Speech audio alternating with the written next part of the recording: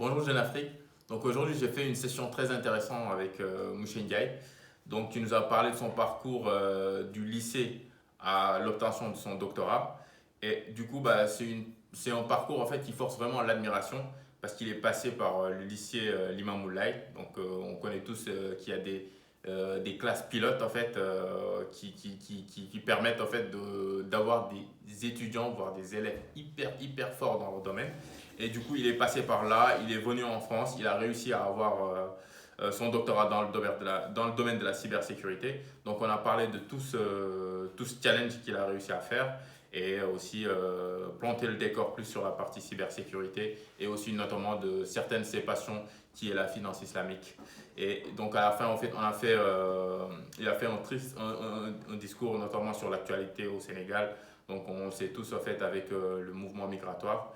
Et franchement, je vous conseille de regarder cette vidéo et de nous partager vos retours en, fait, en commentant, en partageant la vidéo pour qu'on ait plus d'audience. Et merci, je vous donne merci et regardez bien jusqu'à la fin. Et bon visionnage.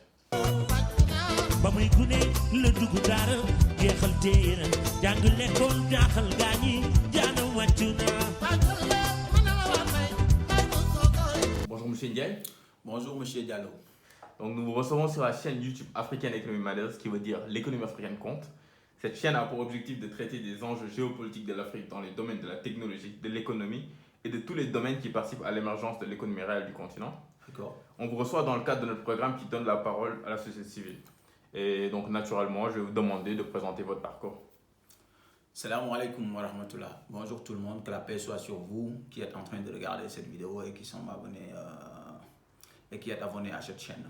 Donc moi je m'appelle Youssou Ndiaye, je suis arrivé en France depuis 2011 suite à mon baccalauréat donc, au lycée Seydina Limamoulaye de Dakar. Je suis arrivé en France à Valenciennes où j'ai fait 2 années pour faire un DUT génie électrique et informatique industrielle. Ensuite, je suis parti à Caen, à l'ENSI Caen pour faire un diplôme d'ingénieur en sécurité informatique et monétique. Et en 2016, je suis arrivé à Rennes pour faire une thèse à l'INRIA en collaboration avec Orange Labs de Rennes pour faire une thèse en sécurité informatique toujours dans le domaine des moyens d'authentification, des parcours d'authentification pour être plus exact. Et depuis janvier 2020, donc j'ai soutenu ma thèse en décembre 2019 et depuis janvier 2020, je travaille chez Famoco, une entreprise qui se situe à Rennes, qui a des bureaux un peu partout dans le monde. Donc nous fabriquons des terminaux de paiement sécurisés en se basant sur l'OS de Google. Et donc nous travaillons également avec beaucoup d'organismes internationaux, comme par exemple le World Food Programme qui a gagné cette année le prix Nobel de la paix. Donc je suis très heureux de faire partie de ces acteurs parce que nous sommes derrière les terminaux et les cartes que les gens utilisent pour pouvoir récupérer leurs denrées alimentaires. Donc pour faire un peu de pub à Famoco, et voilà, donc c'est ça. Et ceci met fin à ma petite présentation de mon parcours. D'accord, donc merci pour cette présentation. Et cette présentation force vraiment à l'admiration. Mais moi, en fait, j'aimerais revenir sur un point. C'est-à-dire, j'aimerais que vous nous parliez au fait du lycée Limamoulaye, donc où vous avez obtenu votre bac. Et en fait, cette partie va permettre à notre jeunesse de comprendre que n'importe quel challenge, en fait, on peut le réaliser. Donc, le lycée Limamoulaye, qui est un lycée d'excellence et qui, entre guillemets, ou même en vérité, il vous a formé. Donc, du coup, j'aimerais que vous parliez en fait, de ce lycée d'excellence, de la formation qui dispense aux Sénégalais et aussi, entre guillemets, faire rêver notre jeunesse. Donc, on peut partir du lycée de quitter le Sénégal, à Dakar plus précisément, pour arriver à être docteur dans un domaine qui est vraiment très technique et très poussé. Donc, Mouche Ndiaye, s'il vous plaît, faites-nous rêver. Bon, merci beaucoup, M. Diallo, pour cette question. Donc, juste pour dire un truc assez simple, c'est que des gens qui sont sortis de ce lycée Seydina Limamoulaye, ils sont partis beaucoup plus loin que là où je suis. Moi, j'ai juste un doctorat, mais il y en a d'autres, ils sont directeurs d'entreprise, ils font des choses beaucoup plus intéressantes que ce que je fais actuellement. Après, c'est toujours une fierté pour moi de parler du lycée Seydina Limamoulaye parce que, comme vous l'avez si bien dit, c'est un lycée qui culture l'excellence au niveau du Sénégal, mais au niveau de l'Afrique. Et donc, si aujourd'hui on devait compter les institutions au Sénégal, je pense que le lycée Seydina Limamou Laye en ferait partie. Parce qu'on sort tous les années des élèves qui sont très brillants et qui vont continuer à briller sur le plan international parce que cette formation qu'on reçoit au lycée Seydina Limamou Laye est très rigoureux. Et dès la seconde, donc, où la sélection est très sélective déjà, mais ça ne suffit pas. On peut choisir les meilleurs, mais si on ne les donne pas la meilleure formation, ils vont perdre de leur élitiste. Ce qui fait qu'au lycée Seydina Limamou Laye, on mise beaucoup sur cette élite-là, sur la qualité de la formation, à l'aide de professeurs qui sont très bons, mais aussi à l'aide d'élèves qui sont motivés et qui veulent aller très loin.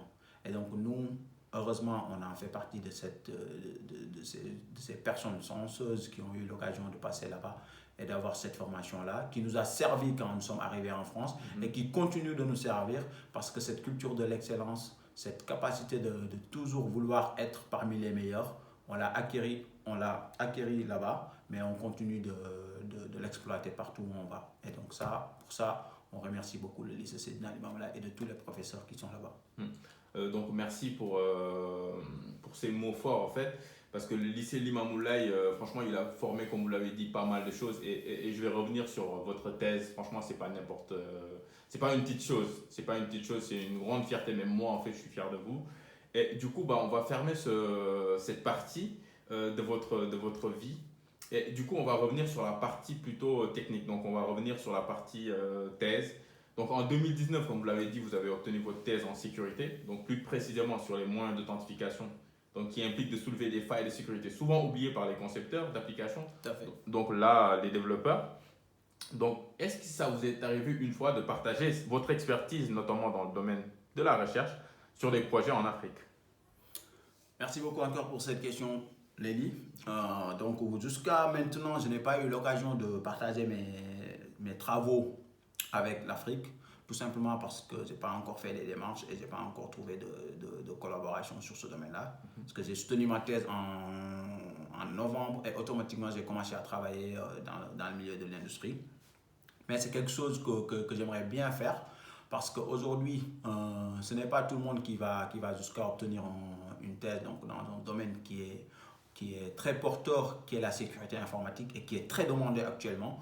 Donc, les compétences que j'ai eu à développer donc, durant cette thèse, c'est sûr et certain que ce sont des choses qui serviront. Donc, ils sont actuellement en train de me servir parce que c'est grâce à ça que j'ai obtenu mon travail aujourd'hui et que j'ai beaucoup de responsabilités sur moi actuellement. Mais aussi, c'est quelque chose que j'aimerais apporter au Sénégal dans un premier temps, et en Afrique et dans le monde entier, donc pour être beaucoup plus général. Mais dans un premier temps, pouvoir contribuer donc, à sécuriser nos systèmes au Sénégal, peut-être former des gens donc, dans le domaine de la sécurité informatique, sensibiliser les personnes. Ça, ce sont les choses qui sont vraiment des projets que j'aimerais bien réaliser. Donc, et ça, je ne saurais le faire que parce que j'ai eu cette thèse. Donc là, je vais rebondir sur la partie sécurité. Donc, je pense qu'il y a un aspect qu'on utilise, qu'on oublie en fait la plupart, en fait, donc, qui est l'économie de la cybersécurité. C'est-à-dire, il y a des solutions de SIEM, il y a des ransomware en fait, parce qu'il y a plusieurs attaques. Donc, l'Afrique n'est pas, en ce moment, est attaquée comme l'Occident et les États-Unis. Donc, du coup, en fait, il y a ce marché. Donc, il y a des solutions de firewalling et des solutions de SIEM. Et je pense que nous, Africains, nous ne devons pas rester. En fait, on ne doit pas subir cette économie. Donc, on doit être acteur de cette économie. Et vous, en tant que chercheur, donc vous avez eu votre thèse, en fait, moi je vous place plus sur la partie des gens qui peuvent fournir en fait une expertise, et parce qu'en fait vous êtes doublé aussi des talents de développeurs, donc vous pouvez fournir cette expertise et participer à l'économie de la cybersécurité africaine. Et je vous pose la question à savoir en fait, vous en tant que chercheur, qu'est-ce que vous pouvez apporter et comme ça on pourra profiter pleinement de cette économie et pas la subir. D'accord. Donc, si tu me le permets, je vais répondre à cette question en deux parties. La première partie, c'est d'abord de montrer en quoi on a besoin d'avoir de la sécurité en Afrique. Et dans un deuxième temps, je développerai beaucoup plus sur la partie l'économie autour de la cybersécurité. Donc, aujourd'hui, comme tu l'as si bien dit, l'Afrique est en train de se digitaliser. Et cette digitalisation va apporter une conséquence qui est qu'on va avoir un grand besoin en termes de sécurisation de nos services digitales. Je tenais aussi à souligner donc, dans cette partie-là qu'en Afrique, particulièrement au Sénégal, on a de très bons informaticiens. Je ne vais pas dire de très bons développeurs, mais je vais dire de très bons informaticiens parce que ça englobe à la fois les développeurs, les experts en sécurité et les experts en sécurité réseau et d'autres domaines de l'informatique. Mais on a de très bons informaticiens. Mais on n'en a pas beaucoup. Et aujourd'hui, vu qu'on est en train de se digitaliser à vitesse grand V, on va avoir besoin de beaucoup de gens compétents dans ces domaines-là. Et ce que aussi je voulais souligner également, c'est que ces personnes-là, Internet seulement ne suffit pas et ne suffira pas. Parce qu'aujourd'hui, effectivement, l'Internet, on peut apprendre tout ce que l'on veut. Et ça, c'est génial. Sauf que certains concepts de base, certains concepts fondamentaux qu'on doit utiliser dans le domaine de l'informatique font que la formation seulement ou bien l'auto-formation seulement ne suffisent pas. Et c'est là que les chercheurs qu'on a dans ces domaines-là, qui sont très compétents, peuvent apporter leur carte à jouer, à savoir amener une formation de qualité. Je ne dis pas qu'on n'a pas des écoles de qualité. Si, on a de très bonnes écoles de formation en Afrique, mais on peut aussi apporter en plus si nous recrutons aujourd'hui des chercheurs, des gens qui sont vraiment compétents dans leur domaine. Parce que le plus qu'un chercheur peut apporter et qu'une personne ou bien Internet ne peut pas apporter, c'est cette capacité à expliquer les gens les concepts qui sont vraiment fondamentaux pour pouvoir comprendre les choses et faire les choses bien. Ce qui fait qu'aujourd'hui, même si on a des attaques informatiques qui vont venir de partout, si on a les bonnes personnes bien formées qui vont implémenter des solutions solides, je pense qu'on pourra sortir gagnant de cette bataille-là. Donc ça, c'est la première étape. La seconde étape, c'est l'économie de la cyber. Et ça va avoir une relation avec ce dont je viens d'expliquer. Aujourd'hui, avec cette digitalisation-là qui va arriver, on va forcément avoir besoin de solutions pour sécuriser, en plus des solutions pour développer, mais on va avoir des solutions pour sécuriser ces services-là. Et si aujourd'hui, nous, Africains, nous ne nous plaçons pas sur ce marché-là, ce qui va se passer, ce sera la même chose que ce qui nous arrive avec nos ressources minières, nos matières premières, qu'on extrait chez nous et qu'on va aller chercher la compétence ailleurs pour pouvoir les exploiter. Donc là, moi, ce que je dis, c'est quoi? C'est que nous, Africains, ce n'est pas parce qu'il existe des solutions très performantes sur le marché pour sécuriser les systèmes qu'on ne va pas faire la nôtre. Le fait de faire la nôtre ne va pas s'assimiler à seulement faire pour faire, mais ça va tout simplement être faire quelque chose pour avoir quelque chose d'africain pour que demain, l'économie ne puisse pas sortir de l'Afrique et qu'on puisse créer une économie circulaire en Afrique. Et si on ne le fait pas, le jour où on va avoir le boom de la digitalisation, et c'est en train de devenir le cas, les entreprises dont la sécurité est importante pour eux, comme nos services étatiques ou bien les entreprises dans le domaine du paiement ou bien des services qu'on va considérer de services sensibles, ces entreprises-là seront dans l'obligation d'aller chercher des solutions à l'extérieur pour pouvoir sécuriser leurs données.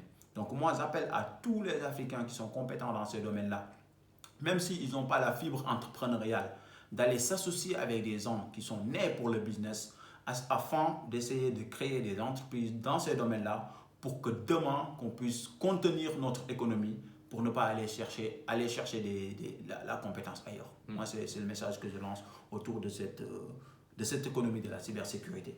Et c'est valable dans tout le domaine de l'informatique d'une manière générale. Franchement, merci pour cette remarque. En fait, donc, je vais juste rajouter une chose. Donc, comme vous l'avez si bien précisé, en fait, donc, en sécurité, il y a un aspect qui est qu'il n'y a pas de... On n'a pas de sécurité à 100%.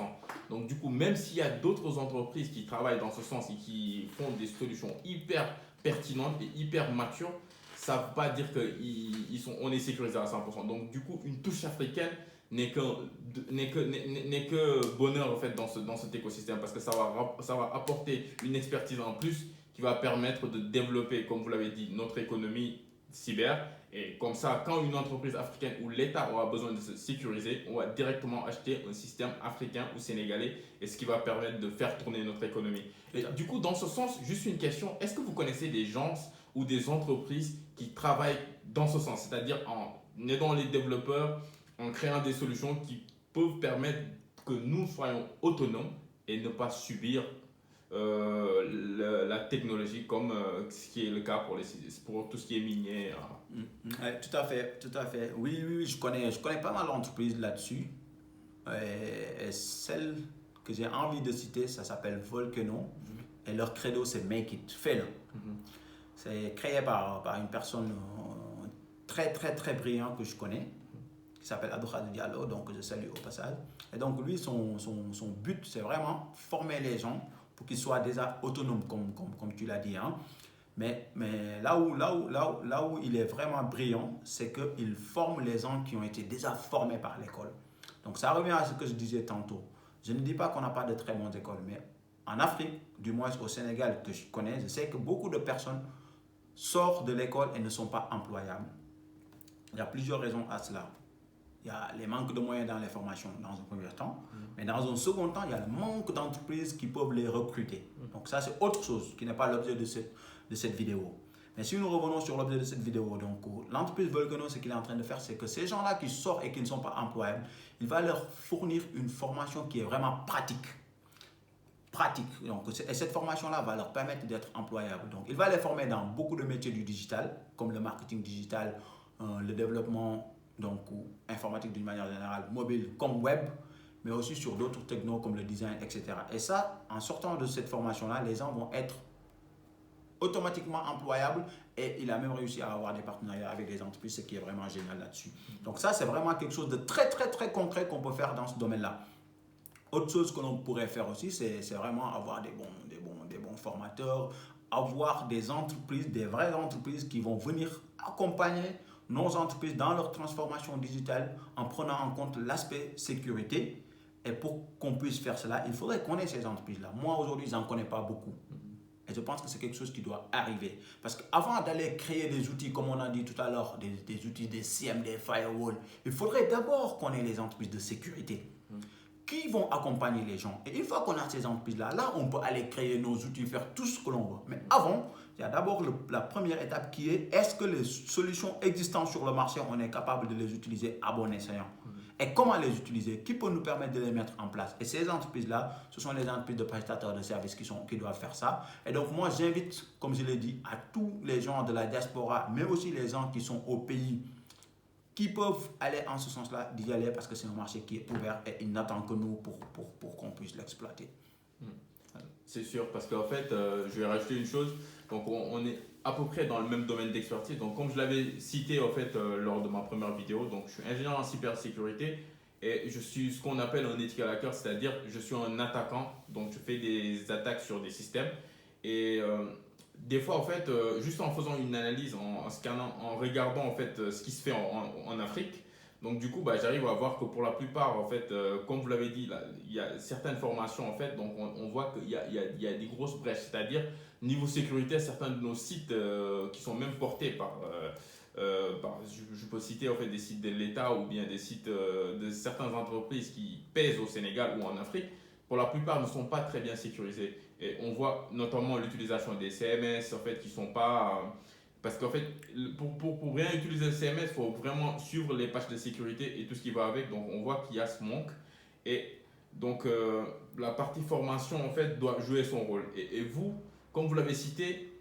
et vous avez répondu à cette question, qu'est-ce qu'on peut apporter en plus de la formation pour que tous ces CMS soient vraiment pertinents et utilisés à bon escient et tous ces développeurs puissent vraiment sécuriser nos États et nos entreprises qui pèsent vraiment dans l'économie africaine?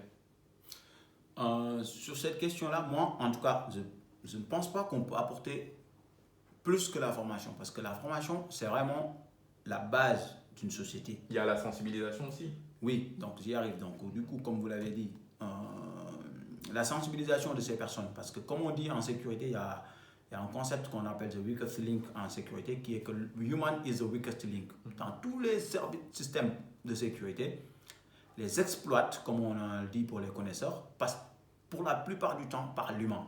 Donc, sensibiliser les gens peut aussi apporter en plus à ce domaine-là, en plus de la formation. Et voilà. Et ça, pour moi, c'est à nous de le faire. C'est à nous de le faire et les gens aussi qui sont au pays, parce que je ne les exclus pas, parce qu'ils sont aussi compétents que nous qui sommes dans la diaspora. Et du coup, je vais juste fermer une petite parenthèse de la partie sécurité. Et donc, je vais revenir en fait sur votre profil, donc notamment quand vous avez parlé de vos études en ingénierie, que vous avez fait de la monétique. Et j'aimerais en fait que vous me parlez en fait de la monétique, donc, parce qu'on voit au Sénégal qu'il y a beaucoup et en Afrique en fait, en Côte d'Ivoire, tout ça là, qu'il y a Orange Money et pas mal de solutions de mobile banking. Et qu'est-ce que vous pouvez nous dire sur ces solutions par rapport à votre expérience? Sur ces solutions de mobile banking, donc un terme que je n'aime pas trop utiliser, parce que moi je pense que ce n'est pas du mobile banking, c'est tout simplement du mobile money. On peut se limiter à mobile money. Je m'explique, parce que mobile banking va inclure le mot banking. Et la banque, ce n'est pas seulement du transfert d'argent. La banque, c'est des produits financiers, c'est des prêts, c'est de l'investissement, c'est du forex, c'est tout. La banque, en fait, c'est très général. Et moi, ce que je vois aujourd'hui, donc il y a déjà quelque chose de très génial que je salue, donc je ne vais pas le négliger. C'est qu'on a fait un bond technologique, parce qu'en Afrique aujourd'hui, on s'est rendu compte que la carte bancaire n'a pas fait la pénétration qu'il a fait en Occident, parce qu'on a des problèmes que nous tous on connaît ici. Donc la KYC par exemple, Know Your Customer, qui fait qu'on ne connaît pas vraiment les gens. Le problème d'adressage, on ne sait pas où les gens habitent, et aussi la forte présence du marché informel. Donc c'est ce qui fait que la bancarisation de la population ne s'est pas passée comme on l'escomptait, en tout cas. Et le mobile money, je ne vais pas utiliser mobile banking, est venu pour répondre un peu à ce besoin-là. Sauf que pour moi, à mon sens, ils l'ont répondu à moitié. Parce qu'aujourd'hui, si on regarde l'ensemble des produits donc, de mobile money qui existent donc, en Afrique, avec quelques exceptions donc, de startups qui sont vraiment en train d'innover dans d'autres sens, la plupart ne font que du transfert d'argent, donc du déplacement de flux d'argent. C'est-à-dire que moi, j'envoie de l'argent à un tel ou bien je paye à un commerçant. Alors que le banking ne se limite pas qu'à ça. Il faudrait que pour moi, en plus de cette innovation-là, qu'ils puissent innover dans d'autres sens. Proposer des microcrédits, des prêts, investir, soutenir des projets, etc. Pour moi, pour que ça soit une vraie inclusion financière, il faudrait qu'il y ait ça. Et en plus de cela, il faudrait que ces solutions-là puissent sortir du zouk des banques. Parce que les banques en Afrique ont failli à leur innovation, mais aujourd'hui, derrière, ils se cachent derrière donc, ces fintechs-là pour proposer d'autres solutions alternatives qui ne font qu'augmenter aujourd'hui leurs bénéfices sans pour autant apporter une vraie innovation. Et pour moi, ça, c'est un vrai manque et que nous devons avoir des acteurs qui vont vraiment innover et qui vont essayer à tout prix de sortir du joug de ces banques-là qui n'ont pas innové et qui sont en train de bloquer l'innovation que ces solutions-là pouvaient apporter. Donc moi, c'est ça ma vision que j'ai aujourd'hui sur le mobile money en Afrique. Ok, merci pour cette vision pertinente. Et du coup, j'ai fait quelques tours en fait, sur Internet, donc notamment sur LinkedIn. Et j'ai vu que vous avez une certification en fait, dans le domaine des financements islamiques. Et franchement, ça m'a choqué, ça m'a un peu choqué parce que je vois que je connaissais votre caractère plutôt technique, mais vu que vous avez le doctorat, c'est sûr que vous aimez la recherche. Et donc, pouvez-vous nous parler de cette solution? Parce que je pense que ça peut être vraiment intéressant pour nous qui voulons lancer des projets, notamment sur cette chaîne, quoi. Tout à fait, tout à fait. Alors, merci beaucoup pour cette question, je ne m'attendais pas à ça, mais effectivement, donc j'ai eu à faire une petite formation sur Internet pour connaître les concepts de la finance islamique, parce que c'est quelque chose qui m'intéresse beaucoup en tant que musulman dans un premier temps, mais aussi en tant que chercheur, comme tu l'as dit. Vous l'avez suivi donc durant tout cet entretien-là, que je suis quelqu'un qui aime vraiment comprendre les concepts des choses que je manipule. Et c'est dans ce sens-là que j'ai fait ma thèse, bien sûr, mais aussi je suis parti faire des recherches sur la finance islamique et cette formation-là m'a apporté beaucoup de réponses que je me posais. Oui, j'ai découvert donc un univers vraiment éthique comme on a l'habitude de le caractériser. Donc la finance islamique, on le caractérise souvent comme une finance éthique. Et vraiment, j'ai découvert cet univers-là et c'est quelque chose qui est vraiment éthique et qui met beaucoup l'accent sur l'entraide. Ce que j'ai trouvé juste un petit peu génial, c'est que les banques qui implémentent cette finance islamique ne sont pas si éthiques que ça. Bon, ne sont pas si éthiques, peut-être que c'est un gros mot, mais en tout cas, on a beaucoup de produits de finance islamique qui sont dans l'entraide, qui sont dans l'éthique, qui sont dans le partage de risques et le partage de profits. Mais il y a quelques produits qui ne rentrent pas dans ce domaine-là, qui sont du commerce.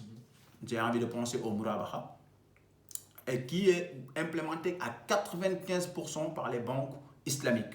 Et ce produit-là ne respecte pas, à mon sens, en tout cas de l'analyse que j'ai fait de la finance islamique, ce produit-là ne respecte pas beaucoup de préceptes de la finance islamique parce qu'il n'y a pas de partage de risque, il n'y a pas de partage de risque, il n'y a que du profit et que ça coûte plus cher à la personne qui va recourir à ce produit-là, je pense au Murabaha. Et que voilà, donc toutes les belles choses que vous avez découvertes de la finance islamique, ce produit-là qui est implémenté à 95% par les banques islamiques, qui n'est que du commerce. Et donc, pour vous l'expliquer, c'est tout simplement que la banque va acheter un produit, elle va vous le revendre moyennant en plus-value. Sauf que le produit qu'ils achètent, il va l'acheter au prix du marché, il va vous le revendre en rajoutant sa plus-value, ce qui va faire que vous allez l'acheter beaucoup plus cher.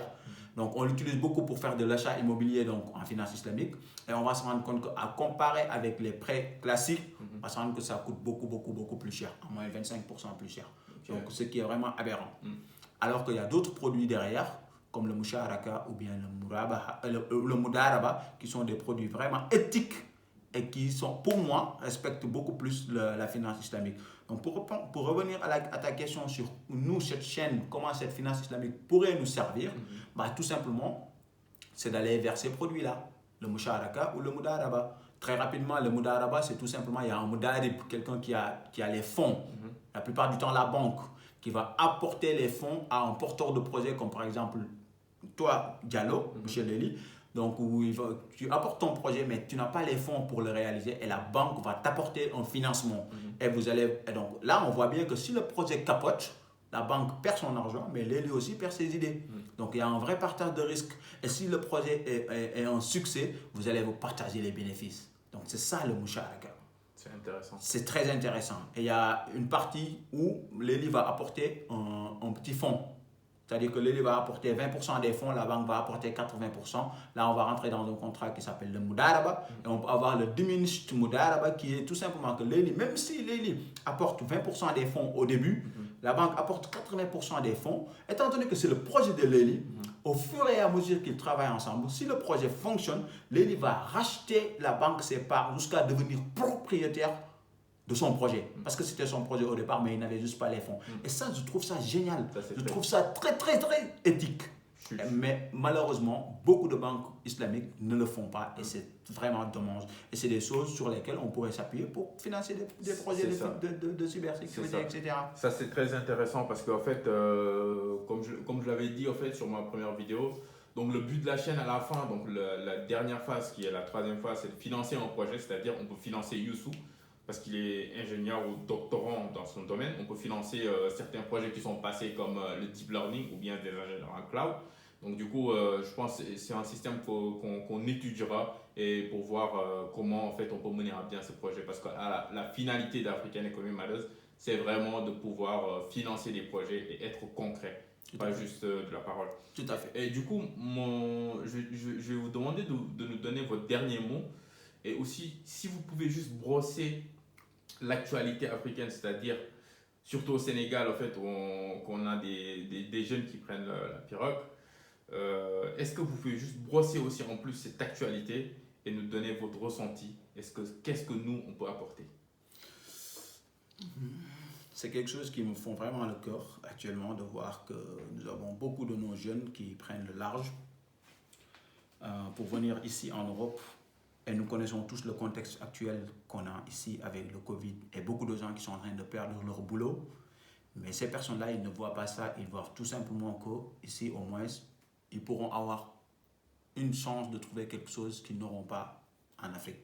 Ce qui est vraiment dommage parce qu'il y a vraiment beaucoup de choses à faire chez nous si on a les volontés étatiques. Parce qu'aujourd'hui, au Sénégal, ce qui fait ça, c'est que la plupart du temps, les gens mettent le doigt sur le fait que l'État a vendu, on va dire, les côtes et que les pêcheurs, donc, parce que la plupart de ces gens qui meurent en mer aujourd'hui font partie de la communauté Lébou, donc c'est des pêcheurs, mais parce qu'ils ne trouvent plus rien en mer, qu'ils sont en train de prendre le large pour venir en Europe. C'est vraiment dommage, c'est un phénomène sociétal que je déplore beaucoup, Mais à mon sens, nous, les gens de la diaspora et les gens qui sont au pays, qui ont la capacité d'entreprendre donc dans le domaine de l'informatique ou dans d'autres domaines, pour moi, ce sont à ces gens-là que revient la responsabilité, en plus de la responsabilité de l'État.